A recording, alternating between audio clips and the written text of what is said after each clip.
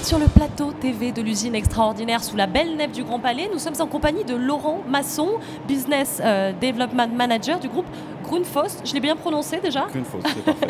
Bonjour Laurent, merci d'être avec nous. Qu'est-ce que c'est que le groupe Grundfos? Quelle est sa spécialité? Alors Grundfos, c'est une société danoise créée en 1945 qui, au fil des années, a su développer un savoir-faire lui permettant de s'imposer comme un des principaux fabricants de pompes au niveau mondial, avec une capacité de production annuelle de l'ordre de 16 millions d'unités. D'accord.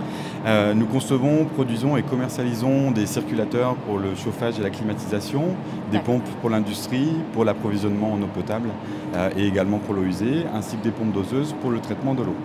D'accord. Vous avez un credo qui nous plaît bien ici à l'usine extraordinaire, c'est rendre le monde meilleur. Alors qu'est-ce que vous entendez par là? Qu'est-ce que ça veut dire? Parce que ça fait rêver, mais concrètement. Alors notre positionnement stratégique en tant que leader et pionnier des technologies de pompage nous impose une exemplarité sans faille et nos 16 000 collaborateurs sont fiers de travailler quotidiennement à rendre le monde meilleur. Et à ce titre, Grundfos est défini et uni par 6 valeurs fondamentales, dont le développement durable. D'accord.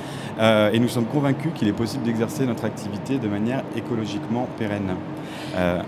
Chez Grundfos, nous avons conscience de l'impact de nos comportements sur le monde qui nous entoure et nous nous sentons responsables quant à la protection des ressources humaines.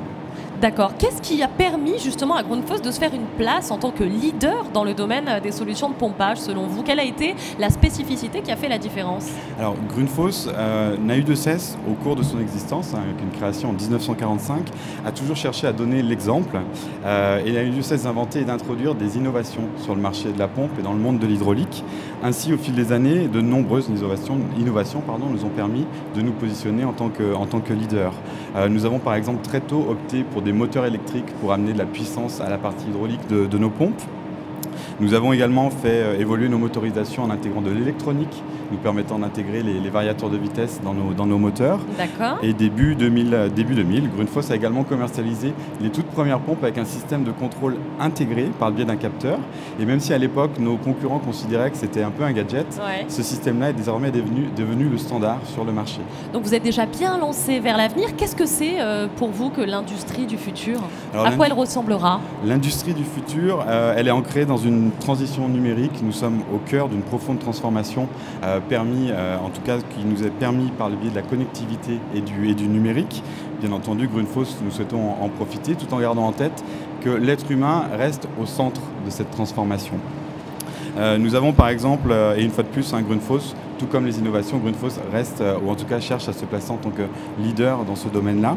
Et par exemple, il y a plus de 10 ans, nous avons lancé les premières pompes de la gamme Magna, qui représentaient à l'époque une solution innovante, connectée, facile à utiliser et économe en énergie. Donc nous avons plus ou moins lancé, en tout cas commercialisé un produit il y a plus de 10 ans qui rentre parfaitement dans ce qu'on entend aujourd'hui avec les objets, l'Internet des objets. Pourquoi c'était important pour vous aujourd'hui de faire partie de cet événement de l'usine extraordinaire et de pouvoir être présent pour parler ensemble de l'usine du futur? Pour nous, c'est quelque chose d'extrêmement intéressant parce que la réflexion et le futur, c'est quelque chose qui est ancré dans la philosophie du groupe Grundfos. Et pour répondre à cette question, je prendrais par exemple une phrase de notre fondateur, Paul Douyensen, qui résume parfaitement notre manière de penser et d'agir, à savoir, il y a toujours une meilleure façon de faire les choses, il suffit d'y réfléchir. Et cette phrase résume parfaitement l'état d'esprit que nous avons chez Grundfos et notre manière de penser chez Grundfos, dont le slogan est « Be, Think, Innovate ». Autre préoccupation dans cette journée à l'usine extraordinaire, c'est comment implique-t-on les jeunes et les gens en général qui ne sont pas des industriels vers le sort de l'industrie? Comment on fait en sorte qu'ils se sentent concernés par le sort de l'industrie aujourd'hui? Alors, ce que nous réalisons le plus possible, c'est d'organiser des séminaires dans lesquels nous invitons notamment des étudiants à participer. Nous réalisons ces séminaires conjointement avec d'autres industriels pour montrer la diversité qui règne dans le monde industriel et surtout l'intérêt que peut avoir l'industrie auprès des jeunes étudiants. Bon, bravo en tout cas. Merci beaucoup Laurent Masson pour ce beau témoignage. Merci d'être avec nous et on vous souhaite une belle fin de séjour au sein de l'usine extraordinaire. Merci beaucoup. Bonne soirée.